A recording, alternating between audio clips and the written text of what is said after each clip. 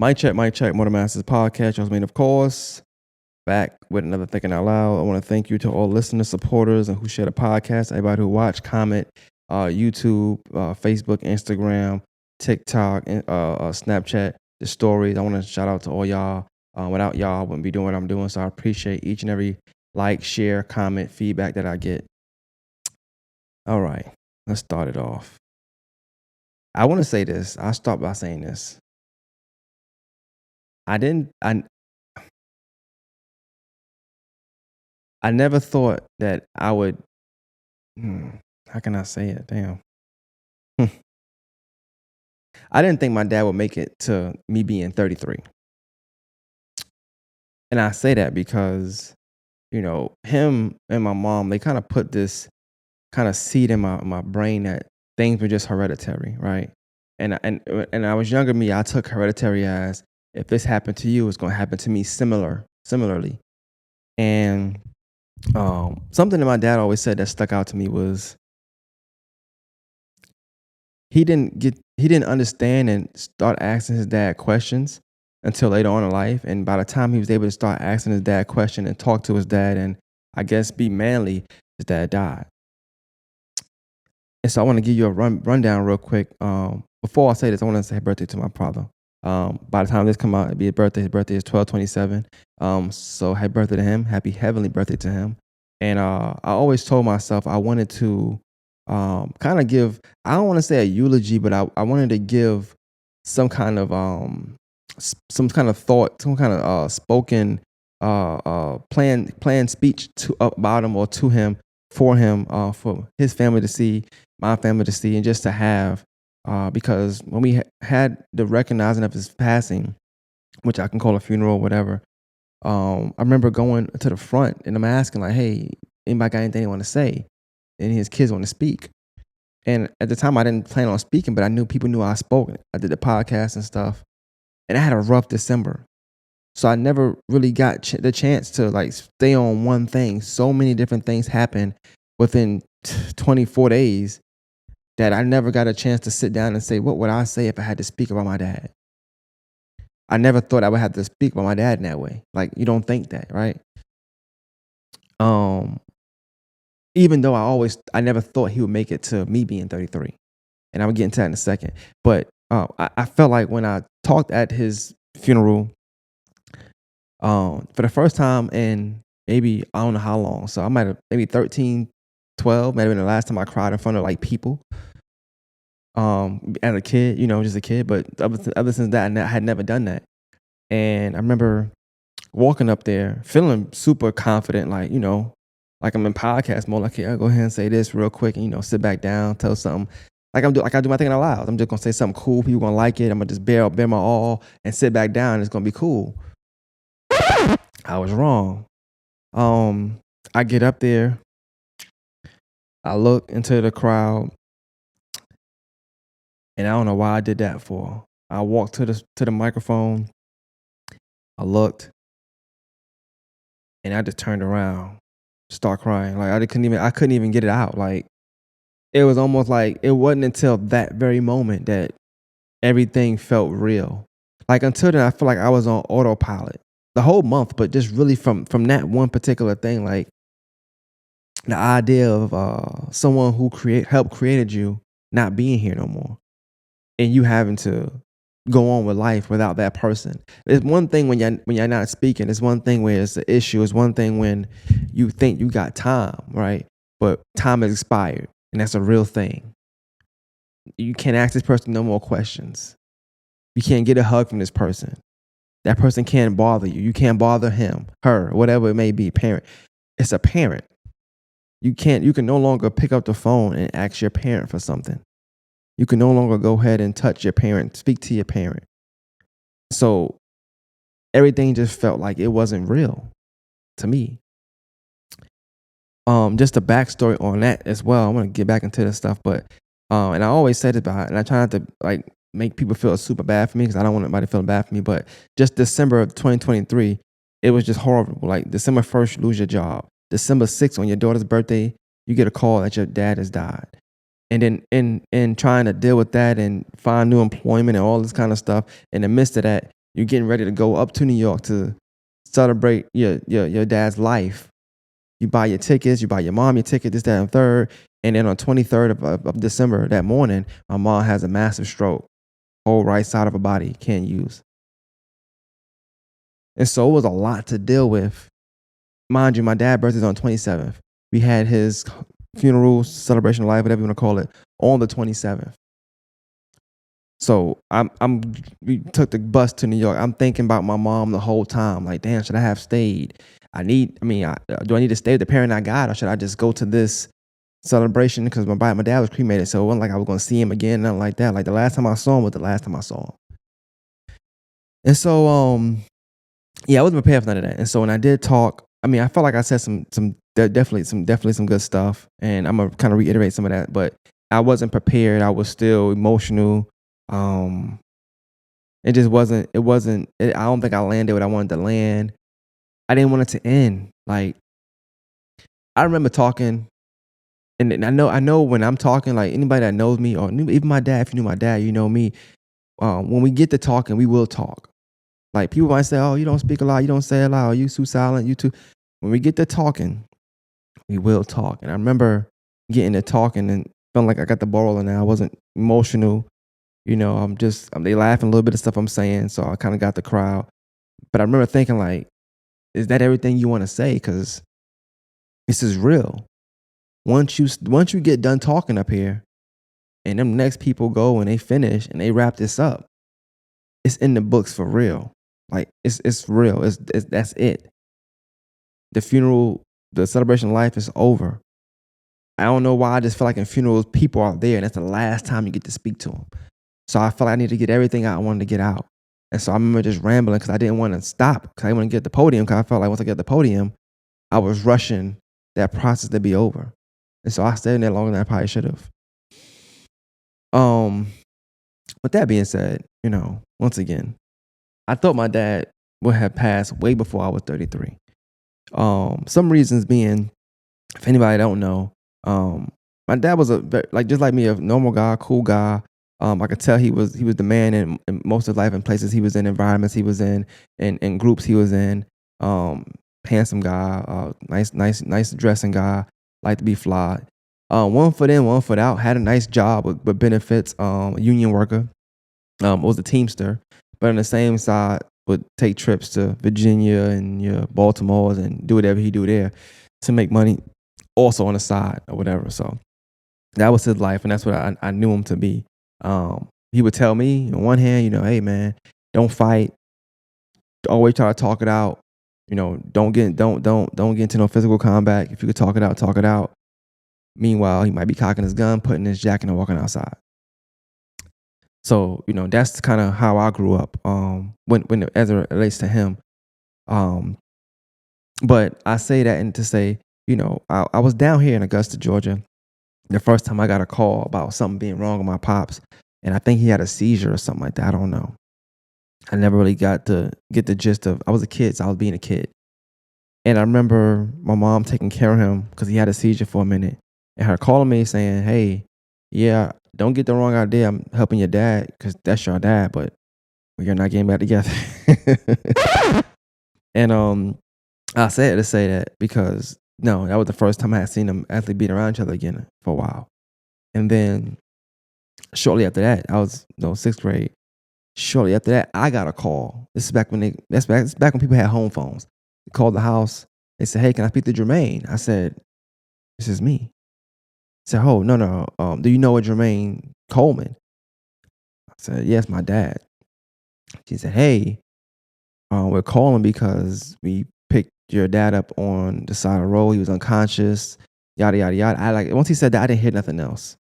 My heart dropped. I remember my brother and sister being there next to me on the phone. I hung up. I told them what happened. I don't know why I did that before they both started crying. I called my mom. I said, Mom, wherever you at, you got to get home. The doctor just called. Hospital just called. Whatever. After that, and just stay with me for a minute. That was when I was like 12, 13. So after that, I noticed my dad was on medication, and he just started to gain weight. He wasn't really working. He would just kind of smoke weed and take his depression meds, I guess, and he would just be like in zombie mode sometimes. He had braids, but they was all messed. He just didn't look like himself. He didn't look like how he wasn't fly. He wasn't the cool guy. He just was somebody else I didn't know. And I remember being in ninth grade. So the last time I seen my dad before I turned 17, the last time I seen my dad, I was 13. I was 13. It was Christmas of 2004. So I'm sorry, I was 14. It was Christmas of 2004. That was the last time I seen my dad. And he called me on the 6th of January in 2005. He would say, hey, I'm going to see you tomorrow. I got like $200 something for you. And that should be a red flag. I'm not going to lie to you. My dad was super cheap, man. He was super cheap. But I'm just happy to hear from my dad. I'm like, all right, what's up? Cool, cool. I said, all right, cool.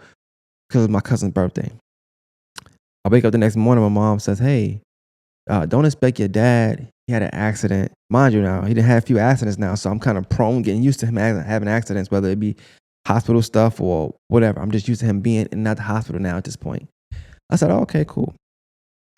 That turned out not to be the truth. My dad ended up having an altercation with a cop that involved a gun, and he ended up having to be on Rikers Island.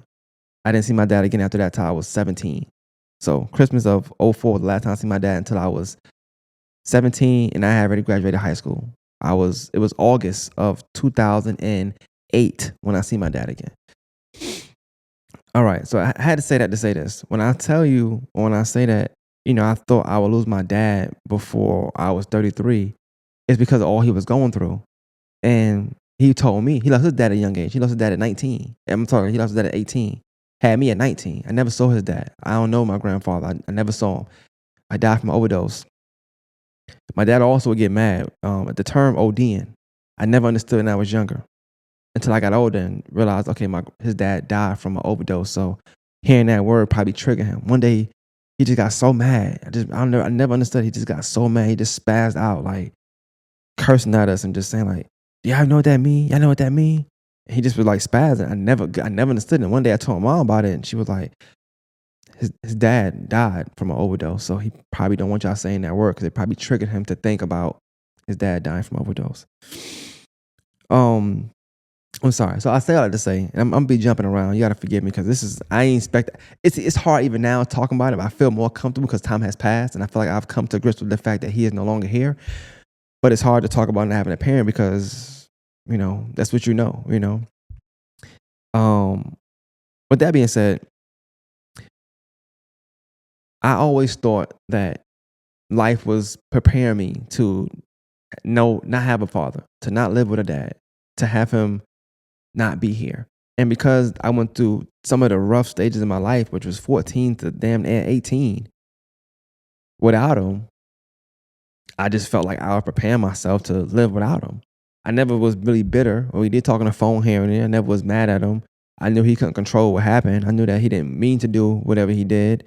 I knew that he was on medication. I knew that he wasn't right. I knew that I knew a dad before that version of my dad. My brother, younger than me, may know that version, but I knew a dad. I knew the hardworking dad. I knew the funny and charismatic dad. I knew the handsome, dressed down, fly dad. I watched I'm not being cocky, but I watched my dad like bag women. Back in the 90s and early 2000s, when you had to get a pound paper bag and had to write the number on it. He out of state doing this stuff. And so, I watched all that. And so I knew that version of him. I knew that the last version I seen him in wasn't who he was. But I prepared myself, I thought, to no longer be with him, like to not have a dad or for him to not exist in the world that I lived in. And for a while he didn't exist. Like it was my mom, my dad did what he could do, whatever that may look like. I was not, doing my own thing. But one thing my dad always did, I want to make sure I say this because I want to make sure I paint him in the right light. At a very young age, my dad would tell me and do things that I didn't understand. My dad was, like I said, when he talked, he's talked. And I guess maybe his therapy was like speaking to me or my sister or something like that, people who couldn't really give back any like real dialogue. Because most times we wrote mom talking about whether they should get back with her, or they just write, "Hey, I wrote your mom a letter. What you think?" I always said no, mom. Just so you know, I always told him like, keep your letter to yourself. But I understood his thought process. Like, what you think about this? Like, it just like he wanted somebody to talk to. He needed to, I don't know, like he needed to get his thoughts out somehow, some way. And so he would drive and just pull over sometimes. He'd just talk for a long time. And then he'd start driving again and drop us off. Mind, he could drive while he just dropping us off. He'll pull over and just talk to me. And he'll ask me questions like, "Do you understand what that mean?" I say, "No." He tell me what it mean. "You understand what this mean?" I say, "No." He tell me what that mean. I'm 8, 7, 8, 9, getting these lectures like I'm 16, 17. Saying it now is funny because it's like he wasn't there when I was 16, 17. But it's almost like I always use that as a guide. So even though he wasn't there in like physical form and I couldn't just call home every day, or maybe I could have. I don't really know if I could have or not. I don't remember. I remember it, but I think that I always let him call me because that's just what I was used to. I was being a kid, so I always did kid things in a sense where like I didn't think of calling my dad because I knew my mom and that's who took care of stuff. It was no slight to him. I just didn't have that relationship with him. Um, and so yeah, and so I always thought that he would continue to be in and out the hospital or something would happen or just to be transparent, I did think that maybe he would take his own life. I just didn't know. He was super depressed sometimes. He had uh, thoughts that I don't have sometimes, and it was just rough to deal with. Cause like I said, the person I knew sometimes would be there, and sometimes he wouldn't be there, and that's just life as I knew it. When it came to him, and so when I started seeing when I was about 17 and so on for the first time, I was happy. Like you know, I struggle with this. I always struggle with. My mom did everything. My mom did everything, like everything. And I don't know, it's just something about, not being around my pops, not seeing my pops, him not being able to be involved in certain things due to whatever the reason may be, whether it's his fault, the system's fault, whatever. It was something about when I saw him, I was happy. I felt safe. Like with my mom, I felt safe too, but I always felt like it was so much of me that had to do the uh be the safety person. Like I had to make sure they were safe as well. You the man in the house, this type of thing. So, but it was something like being around my dad. I feel like I'm a shotgun. I'm shotgunning this car now. And one of the things I did say at his eulogy, at his celebration of life, funeral, whatever you want to call it. Um, I don't care what no kids say. I don't care what no kids say, man. If you have a dad or you know that you have a dad in your life or you have a dad and you maybe don't know him, I think every kid wants to make their dad proud. Every kid want to do something to where like you can show your dad like, look what I did. I did this. Every kid, I don't care who you are. Like, you can hate your dad. You can tell me you hate your dad right now. I'm telling you, deep down, you want to make your dad proud. I just don't. I don't. No son, no man can tell me it's F they dad forever and they don't want to make their dad proud. I don't believe that. And so I think naturally that's what I always wanted to do. And subconsciously, even though it was things about him I didn't necessarily like or traits I didn't want to pick up, I got them. That's the bottom line. The bottom line is I'm kind of just like my dad in a sense, maybe a better version, um, depending on who you ask and what you're talking about. But the thing about it is, I think as boys, sometimes we try to mask ourselves or we try to put this tough coating on as if like we want to be better than our dad, which is also probably true. You're doing better than your dad, but we act like they don't matter. We act like oh well, just whatever. And as someone who grew up solely with their mom, you know, all their life, I can tell you that's bullshit, bro. Like I can tell you that in my heart of hearts, I know that's bullshit. I would the things that I would give to to see how somebody react to their dad being proud of them is crazy. I do want to be transparent about my dad now. There was a lot of things that I felt I was upset with, and I want to get into that. Matter of fact, there was a lot of things I was upset um, with him. I I graduated from fifth grade, well, kindergarten. When I say I had graduations, I graduated from kindergarten. I graduated from fifth grade. I graduated from eighth grade, and I graduated from high school. And I don't remember my dad being at none of those graduations. And once again, I still never shamed him. High school, I can understand. I was in Augusta. Maybe he couldn't make it down. I don't know. Eighth grade, I don't know what his reasoning for not coming was. I'm not sure if he was sick or not. I can't remember. I don't think he was, though. Fifth grade, I know for sure he wasn't sick fifth grade, but I know he wasn't coming. Remember, he told me he wasn't coming. And I think deep down, I resented that. And it could have been because on the flip side, I felt like my sister graduated and he was at all of them somehow, some way, right? And I think as I got older, I started to be more resentful of that. In real time, I was always forgiving when I was younger. Like I just love my dad. I just love my parents. Like I forgave whoever. I still forgive whoever most times. I'm gonna move differently. But back then, I never cared about like getting into it with somebody. I never cared about having ill will. I felt like your parents, your parents. Whether I'm mad today, tomorrow, forever, for life, you still my dad. You still my mom. And nobody's perfect. So I always knew that. I always knew that nobody was perfect, and I never expected perfection from them. And I hope that the same with me. They didn't expect perfection from me. And so I think younger me, I always just tried to understand like the why. Or it didn't bother me so much. I didn't like him telling me, okay, I'll be there Friday, at 5. And so I cleaned up, you get your stuff together, you ready? Because you want, like I said, I'm living with my mom every day, all day. She's annoying me sometimes. And I love her to death, but like, it's you live with each other every day, all day. So it's like, all right, well, now I'm gonna go away. And so you wait at the window. You're looking out the window. I know what kind of car you drive, a Ford Taurus, green Ford Taurus. So you see all these Tauruses at the lights, streets down. Okay, here you go. You calling this phone, he not picking up. You hitting the beeper, he not beeping back. And now, 5 turned to 6, 6 turned to 7, 7 turned to 8. 8:30, it's dark. No call back. You don't hear nothing.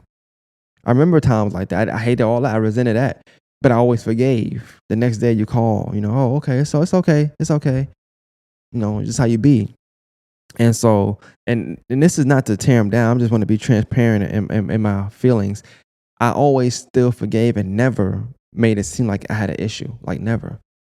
I didn't start having issues with like him really until I was talking to a particular person at one point, and they asked me, and I said something, and I guess how I responded just wasn't like, oh, everything's cool. So they kind of poked more questions, and I didn't realize until then, like, yo, I do got a problem with my dad. And I had been like 25 at the time, 25 at the time. I didn't realize I had a problem with my dad. Like I knew that it was things I didn't like. I knew that it was things that I kind of held on to. But for the most part, when he was around me, I was all smiles and showing all my teeth. Like I love my dad, you know what I'm saying? So no matter how mad I was when I was around him, it was just like I was happy. And so when I started to realize I had problems, I started thinking about what was what. And I think I had problems just with his inconsistency as far as being around. And I didn't want my daughters to go through that. So I think I had more issue with not just me and my feelings as a kid. I had issue with how is he going to be as a grandparent? Because I got a daughter who adores him, was adoring him. Oh my God, Brooke couldn't get enough of my pops, and my pops was spoiling her. And I didn't want her to go through in and out, like the inconsistency. I didn't want her to go through that. I went through it. I know how I felt. So I didn't want her to get hopes up and be, crying. And I just didn't want that. So I think I felt more of a way for certain things like that. And then me being a dad now at the time, I felt like, I don't know. I felt like I was challenging him being a dad, which he couldn't change. So it was really unfair. I was doing something that was unfair. Because what's done is done with him. I never looked at it like the type of dad he was. Okay, it happened. Cool. I'll just be better. But I love him, and I'm not gonna judge him for it, which is how it should have been, because I can only be a better dad because you were what you were, and I'm gonna be better than that. So you gave me some blueprint. I took what I liked from it, and when I didn't like, I made better. And instead of looking at it that way, I was like, I'm doing this, that, and third. Why you couldn't? I'm questioning what you could or couldn't do without even asking you. And I felt like that's kind of where like my issues with him came into play at. And so we still, once again, never talk about issues. We never had to. I'm the type of person, one thing about me, I don't have to talk about issues. I don't have to talk about them. I think people think you have to talk about them. Like that's this quote unquote effective communication. Communication is more than talking. Like if I'm over something, I'm over it. Talking about it more and more ain't really, that's doing something for somebody else. If I'm over it, I'm good. I think people think they want to force you to talk about something. They want to force you to speak on something. If I don't want to talk about something and I let it linger, or I thought about it and I processed it and I got over it on my own, that's fine too. Like I don't have to necessarily talk every single thing out. And sometimes I'm not at a position to understand what's even going on. So talking about it does nothing for me. Let me understand it and grasp it and sit in that for a little while, and then we could talk about it later on, maybe, unless I get over it. Anyway, we never had to do that. Or we never did it, rather. I don't think it would have changed anything. Once you start knowing a person, I know my dad for what he was. Once you start knowing a person, I know it won't change. My dad. I remember one time I called my dad. Some good things happened now. My dad not a bad guy. Just being transparent. There's some good things in here, but I feel like I have to tell the truth. I want to tell the truth. My dad, he was a seasoned guy. So sometimes it's your season, sometimes not. Sometimes it's not your season. Meaning, you might rock my dad might rock with you rock with him from January to about April.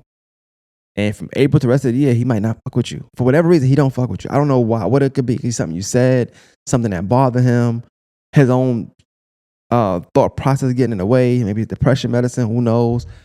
But he would just not fuck with a person out of nowhere. It was all seasons. Even as his kids, my brothers and sisters can tell you, they went through the same thing. I was lucky enough that when he passed, it was my season. That whole year was my season. I was lucky enough that when he passed, it was my season. I'm not going to get into anybody else's personal business or talk about somebody else in here, but I've always been super happy that it was my season, because I don't know how I would feel or react or have been able to process him passing had it not been my season. Because when it's not your season, you're not speaking. He ain't calling. He ain't picking up. He not answering. He in his own mood, his own bop. It's not your season. I say that to say, I just remember one time in particular, like, I remember calling my pops for like weeks and weeks. I was grown at this time, so it didn't bother me. I just was calling him. He didn't answer. All right, cool. Call, he don't answer. Cool. All right, call, he don't answer. Cool. And then one random day he called me. I said, yo, he said, where you been? What's up with you? I said, yo, I've been calling you for like 2 months. He was like, yeah, I know, man. It's crazy. What's good though?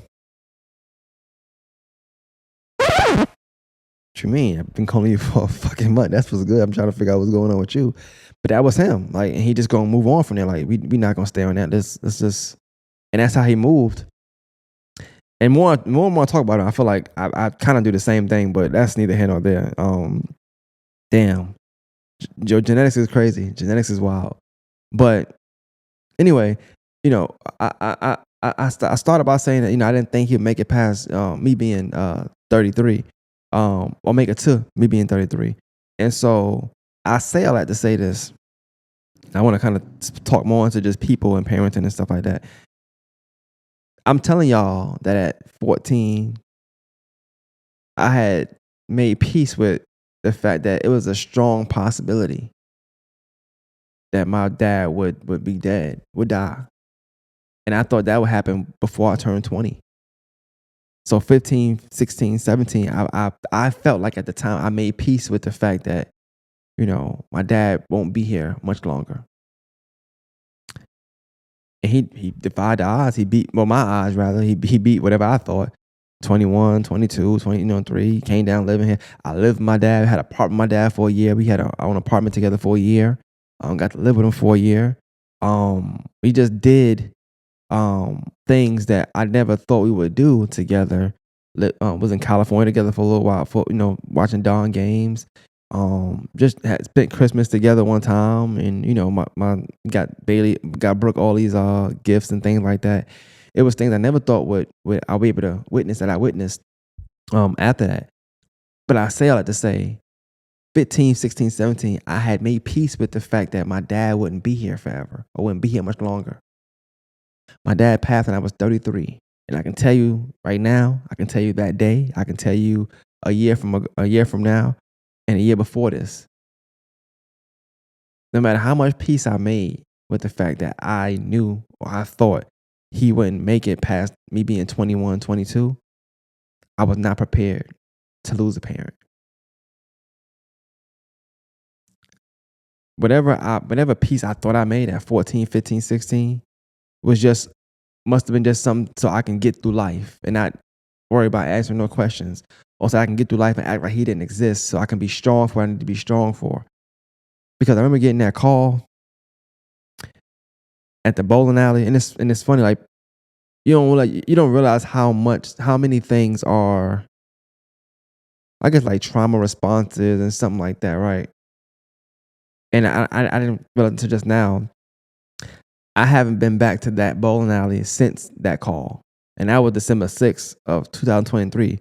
My daughter's birthday. She wanted to go bowling at the end of the day, so we went bowling.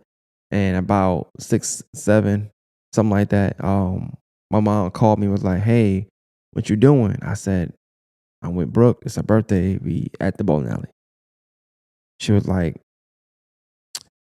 "I need you to come home." And I was like, "No, I'm at the." And I'm gonna tell my mom, no. I just was like, "Ma, no, I'm at the bowling alley with Brooke. Like it's her birthday. I'm be celebrating her birthday. I'm not coming home right now." She said, "I need you to come home, Dad. I need you to come home now. It's about your dad." And I could hear in her voice a lot of the strength leave. I said, "Okay," and I hung up. I was not prepared at that moment to get that call. And I promise you, I always envisioned getting that call because of the call I got when I was younger. I got a call when I was younger um, about him being unconscious, being found unconscious. They called the house and I answered the phone. They told me he's at such and such hospital. We found him unconscious. Can you get someone up here?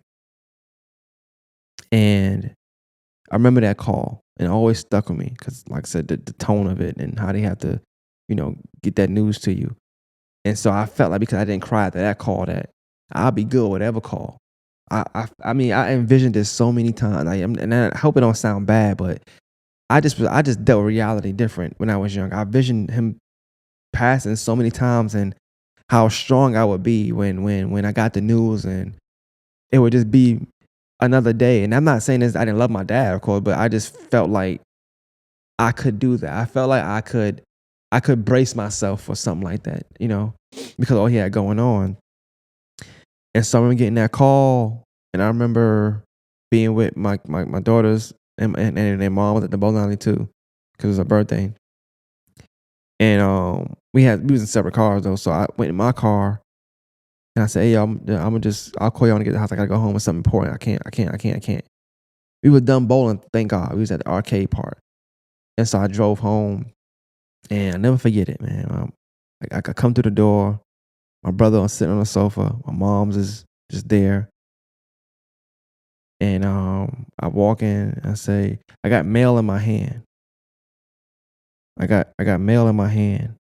I don't know I don't think it's even my mail. I just got mail in my hand. Cause the whole time I'm driving, I felt like I knew. And so I'm telling y'all I was prepared for this call. I thought I could be prepared for this call. I really wasn't, because when she told me it's about your dad, come home, I felt like my heart fell straight to my ass. Like I don't know. I just didn't feel. You know how I was saying how earlier, up until I went to the celebration of his life / funeral, everything felt like it was autopilot. Everything felt like it wasn't real. It started at that very moment when I got that call. Really, everything felt like it wasn't real. This is my first time I lost my job, but I felt like I could get through that. I was strong enough to get through that. I knew I can get through that. But this, I was like, ain't no way. Like, I done braced myself all these years, and I finally let my guard down, because at this point, me and my dad, we on great terms. Like, we on great terms. And I mean, our last few conversations were just so amazing. I'm like, no, you ain't gonna do this now. Like, ain't no way. Like, ain't no way. Ain't no way. And so anyway, I'm driving, and I did the thing that I hate people do when people pass, when they go on their favorite page and be like, answer the phone or whatever, right? It ain't until you're in a situation that you realize you would try anything to make yourself believe somebody's still here. I didn't get told he was gone, but I felt like I knew. But I still got in my car, drove from the bowling alley, and I remember hitting his WhatsApp because he was out the country. I remember hitting his WhatsApp, and it went through, but I didn't get no answer. Like it said delivered, I didn't get no answer. I called it. I ain't get no answer. I'm driving home still. And so I feel like it's getting more real and more real. But I'm like, in my mind, maybe he just hurt again. Maybe he's just in the hospital. So I'm hoping that he's in the hospital. Like, I'm hoping that he just fell out again or didn't take his medicine, another car accident, something like that. And I get there, I got mail in my hand. I'm looking down because I'm walking through. My mom said, hey, um,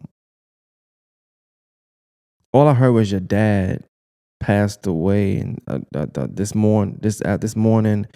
And I like, it's like, you know how in the movie, like somebody's talking and it's like echoing, but they're not listening. That's what it was like. And I just remember holding on to that fucking piece of mail, looking at it. I just got mad, like looking at it. Like I got mad looking at it, and I'm looking. I don't want to look up to my mom, something like that, and my brother. I don't want to look at nobody. And so I'm looking, and so I just turn around. I go out the house, and I go out the house. That's when I just let it all out. Like I couldn't do it in the room. I think my brother had somebody else there too at the time that I didn't really feel comfortable letting nothing. And I thought I hadn't cried in front of nobody in over 2 decades at this point. I'm 33. I had been 13, 12 last time I cried in front of people. Like I cried when my grandma died. I cried when my uncle died, but I cried in my room. I cried in the bathroom. I cried by myself, not with nobody. I didn't cry with nobody. It had been, like I said, 2 decades. 2 decades. I had been 13, 12 the last time I cried, for real, for real. I hadn't cried in front of nobody since 12, 13. This is no lie. This is just me being transparent. I had buried that emotion for 2 decades. And so I went outside and I needed that fresh air. I needed it. And I think my brother ended up coming out there, which is the best thing because he's not emotional either. So he just came out there and was just like, shit crazy. Like, Dawn funny, man. I'm like, yeah, but like I said, Dawn and his relationship, my relationship was just different. I knew all different versions of him. Dawn might have got a tail end version of him, but I knew all different versions of him. Dawn loved him, nonetheless, but the version me and my sister got was different. We knew a different him. But yeah, so once again, I can tell you, like, it was my daughter's birthday. I feel so bad for her sometimes because I'm like, damn, December, whereas for a while it was my favorite month. For up until 2023, December had became my favorite month for so many reasons, but I had about 3 reasons why December would be my favorite month. About 3. But mainly 2 was Brooke's birthday and Bailey's birthday, the 6th and the 14th. And so when everything happened in December that way in 2023, it was just so fucking crazy. Like, lose your job the 1st of December. Your daughter's birthday the 6th. Cool, you take care of that. You lose your pops the 6th of December. You're trying to struggle to get through that. So you find this new job, you're making more money. So it's like, okay, cool. You just training there. And the day before you're supposed to leave to go to your dad's funeral, your mom has a massive stroke. And you got to go and take care of her that morning and see that scene and see them people come take out. It was just a lot to deal with at one time that I never had time to focus on the job thing. I never really had time to focus too much on the dad thing. You know, I had to focus on the parent that was around, and that was it was a lot. It was a lot, but we get through things in life. Though life throw things at us, and we move around, and we try not to get hit with it. We just move on from there. But yeah, no. So, but and to me, that month, even though I can say right now, I'm gonna take what I got over nothing. I want to make sure I say that I'm super blessed that it was only a stroke. I'm super blessed that he was able to catch it before maybe it spread around her whole body. I don't know. I'm blessed that she survived. I'm blessed that she's around. I'm blessed that I can give her a hug and talk to her. But I still lost a parent that day. I lost my dad in his entirety, physical form, right? But I lost a part of my mom that no longer exists as well. All in 1 month, 24 days. And so December is always a hard month for me because it best lately is it always brings so many memories. I got asked about bowling the other day, and I didn't even think about the time. Like, I ain't been back since that call. Who knows how that would have went? Going to that bowling arena or that bowling alley. What I try not to do though, because it's a lot that's going on in December. So I feel like in December I'll be on autopilot mode myself to an extent. Granted, I'm not sitting here saying I don't want to make nobody life hell. I don't force people. I don't purposely act one way. Like, I try my best to be as in the moment as possible. But I do have times where I want to sit in my car and just chill. I do have times where I might just, let out whatever I need to let out amongst myself. It's a lot to deal with. And I can tell you once again, you're never gonna be prepared to lose the parent. I don't care how old you are, how strong you think you are, how old you think you are, how much y'all don't get along. Let me tell you something, my dad, right? It's a song I listen to a lot. And it's called People Make the World Go Round. You got two groups that sing it. I want to say the Jackson 5 sung, Michael Jackson 5, they sung one. And I can't think of the other name. Who sung the other one? Hold on, let me see if I can find that.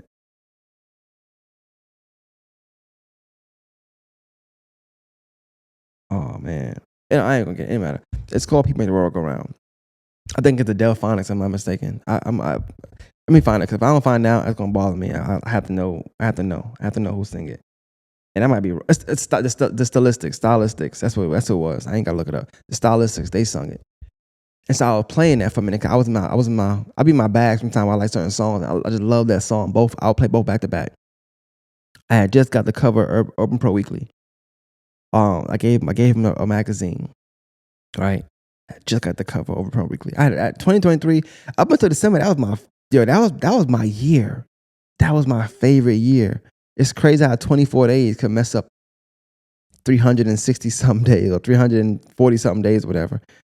But that was my favorite. That was my year. Everything was just, I was on a high. Like, I had a conversation with somebody the other day, and it was like, I asked them where they felt they was at in life, and they made some similes, like, it's like a roller coaster and about to head down. And I was telling them, I said, hey, look, that's dope of you to say that, but I'm gonna tell you, like, in life, you don't know when you're gonna go down. Like, you don't, because you think when you high like this and you up here, you think you're going, but you don't know you at your altitude. You about to make this. Because 2023, I was up here. 2023, you can't even see my hand. I was up here. In 24 days, I just crashed. But anyway, that was my song, right?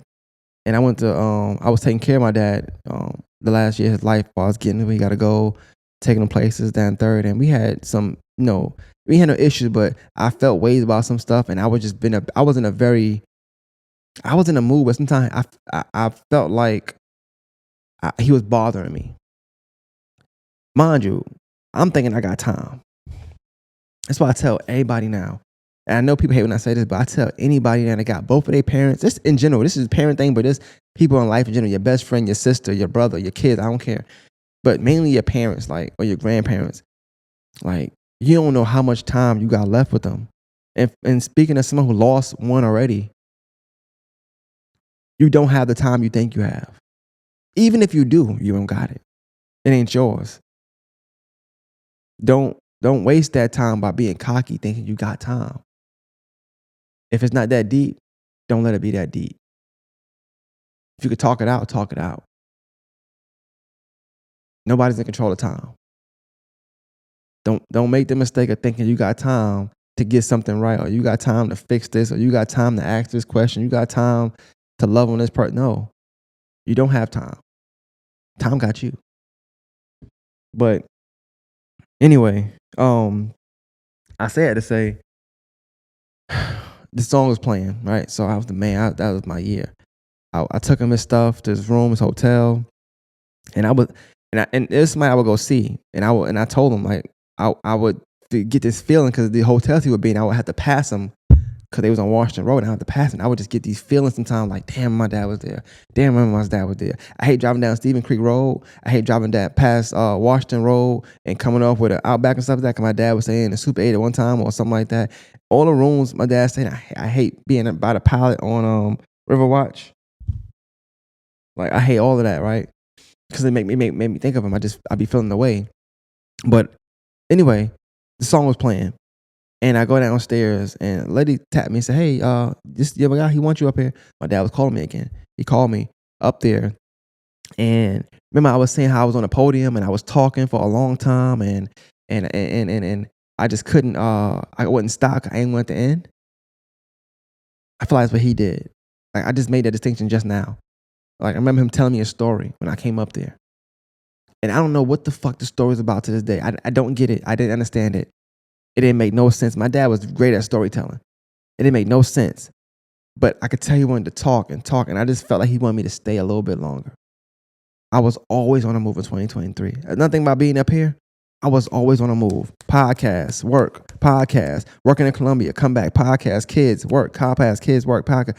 I'm doing all this stuff because I'm just trying to do everything. And like, I could have gave him 10 more minutes. 21 minutes. I could have dedicated an hour to him per week. Whatever, I could have did that outside of me taking you somewhere. How about we just chill for a minute, like bond. I could have did all that. I just didn't. I didn't do it. And I beat myself up for that all the time. I didn't do it. But I remember him talking and him just telling me like, you the man. And I didn't get it. He's like, you the man, man. Like, you the man. And he said it like maybe 10 times. You the man. He gave me a hug, a long hug too. He was like, you the man, you the man. He tapping my back of my head and my back.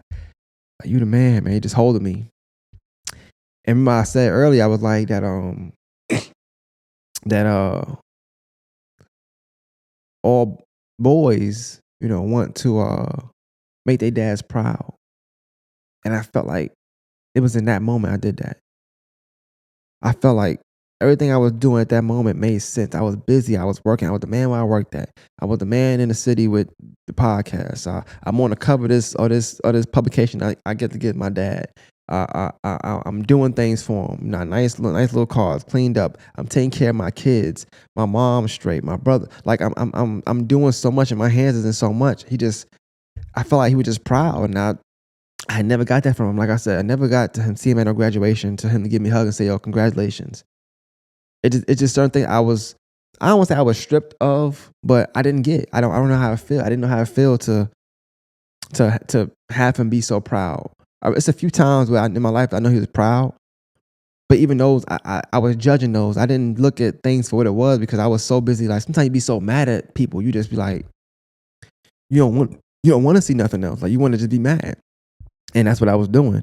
The one time I remember him being like super excited. I had a mesh jacket on. I was kind of fly a little bit, and I came through the door at his house, and he was like, "Yo," he gave me a file, ran up to me, gave me a hug. He was like, "Yo, let me see you. Yo, that's how my son supposed to look." Da da da da.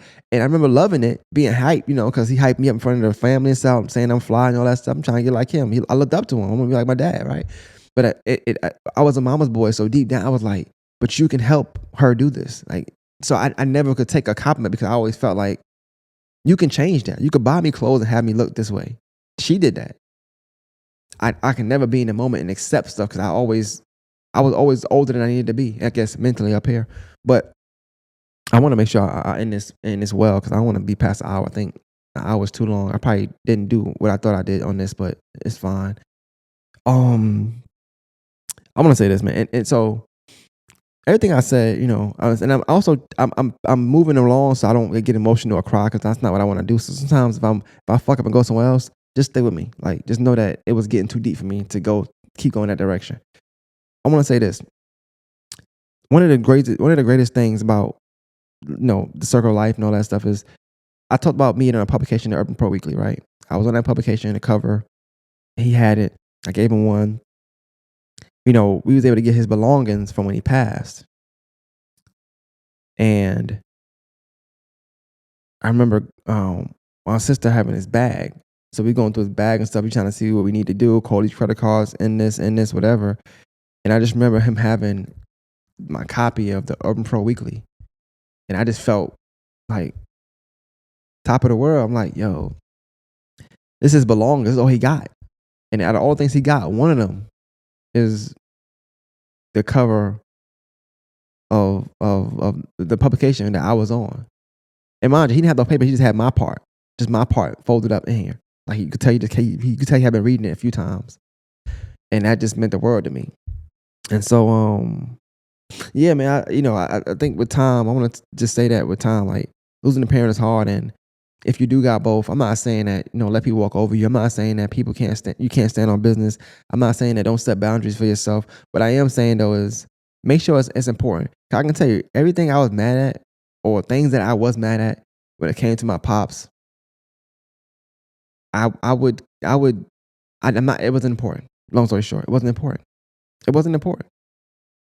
If I could change it, I'll maybe have a conversation. But honestly, it was so unimportant that it wouldn't even be a conversation. I would just love the time that I have with them.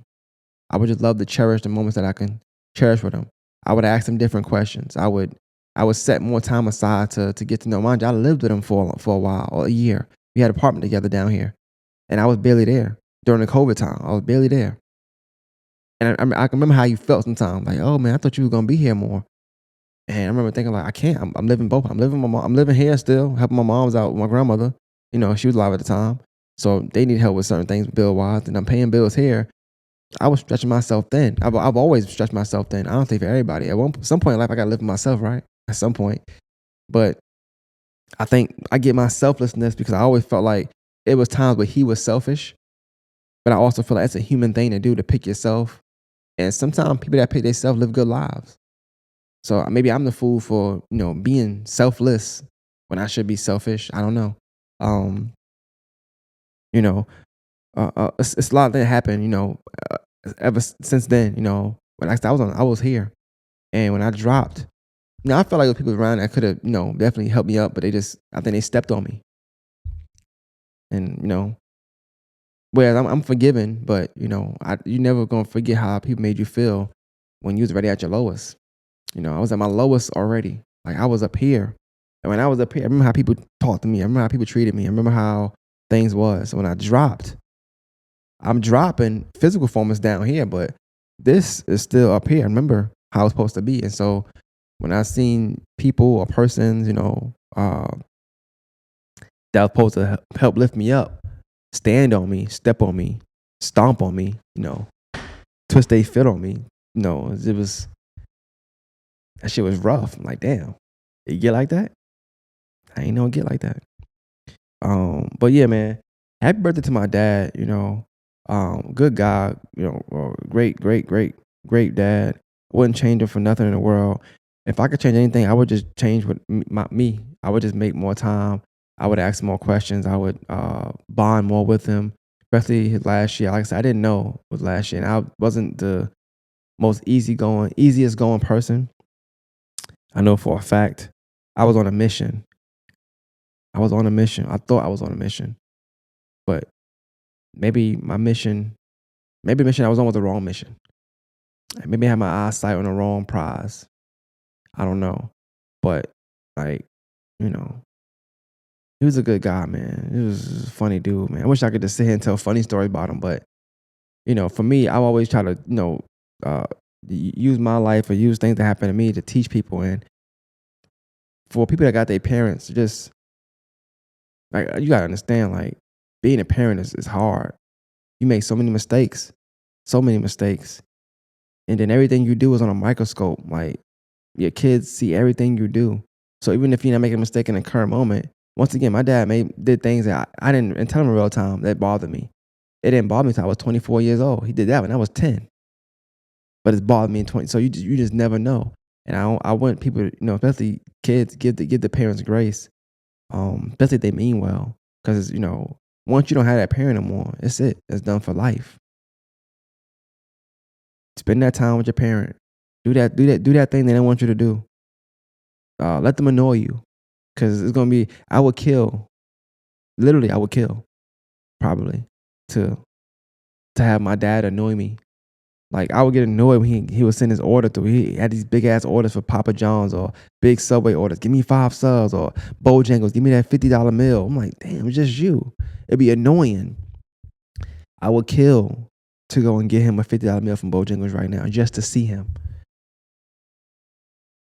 So happy birthday to my pops. Yeah, man, losing a parent is tough. Losing a parent is tough. I can go on and on. Maybe it's be an installment. Maybe I'll sit down next time and just talk about things I went through after losing him. But he was a good guy, and he lived a long life. Lived till I was 33. So I'm happy my kids got to see him. Yep, yep. And I'm happy that in his last days of life, it was my season. I took him everywhere. I did everything with him. I don't know why he didn't call me and tell me he was, getting off the plane. I'm not sure why he was in DC. I got so many questions that I can't ask him. Like, why didn't you come to Augusta like you've been doing? Why would you go to DC?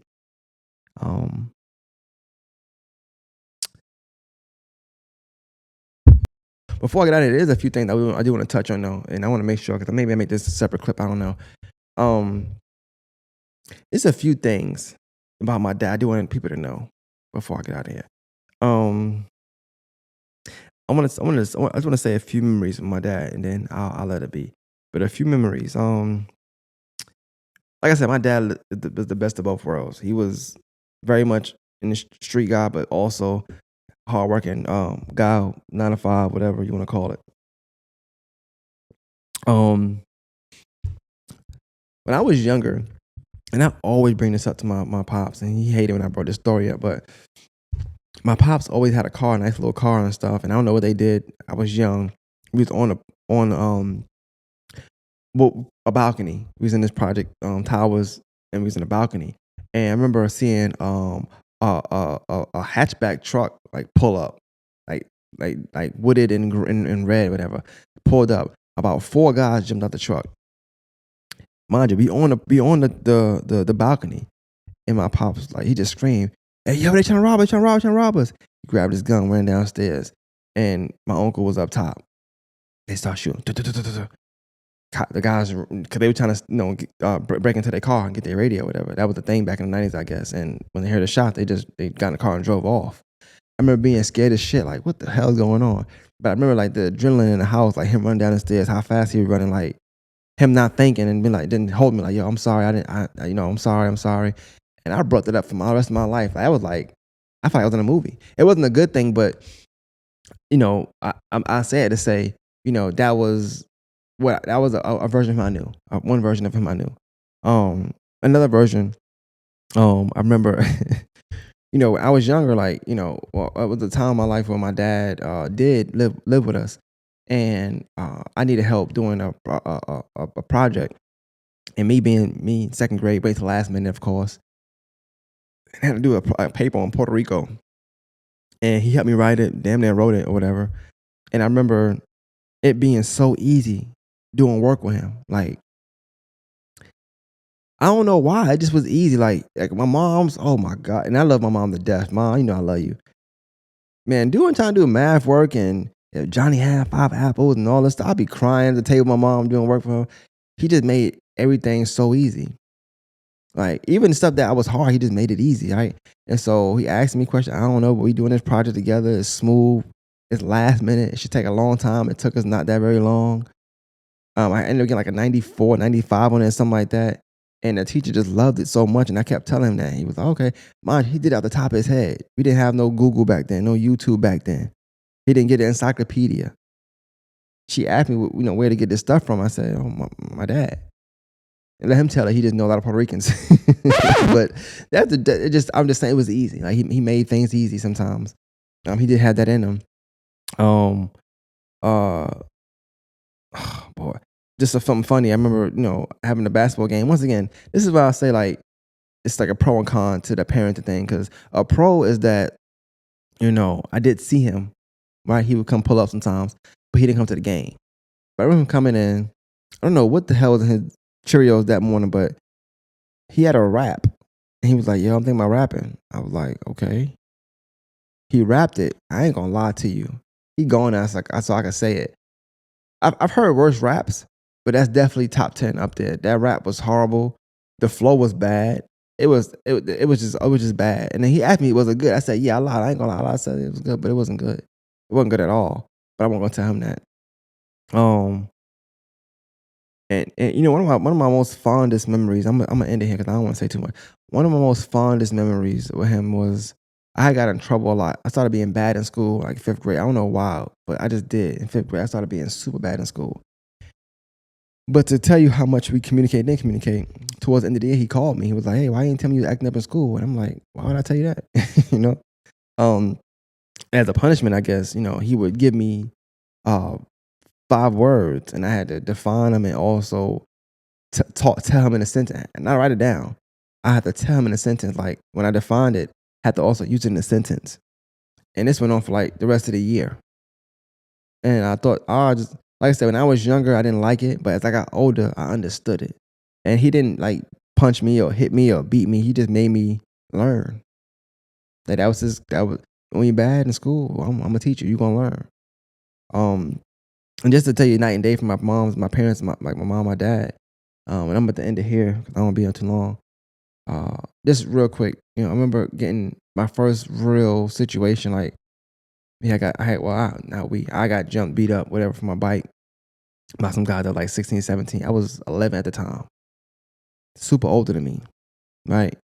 And I remember calling my mom and how that combo went, and I was good up until talking to my mom because she felt so concerned, and I didn't realize like how bad it could have been or whatever.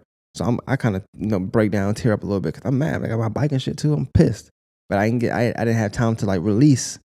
'Cause I was around people, outside. So when I called her and told her, that was my first time releasing it. My dad called me. He's like, "Yo, what's up, man? I heard what happened." I said, "Yeah."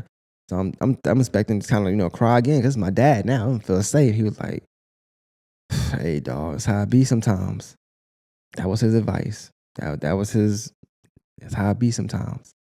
Once again, as I tell the story, I remind myself, or I start to see how much like my dad I actually am. Because that's the same thing I would tell somebody that's crying. It's like, hey, tighten up. It's gonna be all right. Like, don't do all that. Anyway, um, I say all this to say, man, good God, I love them to death.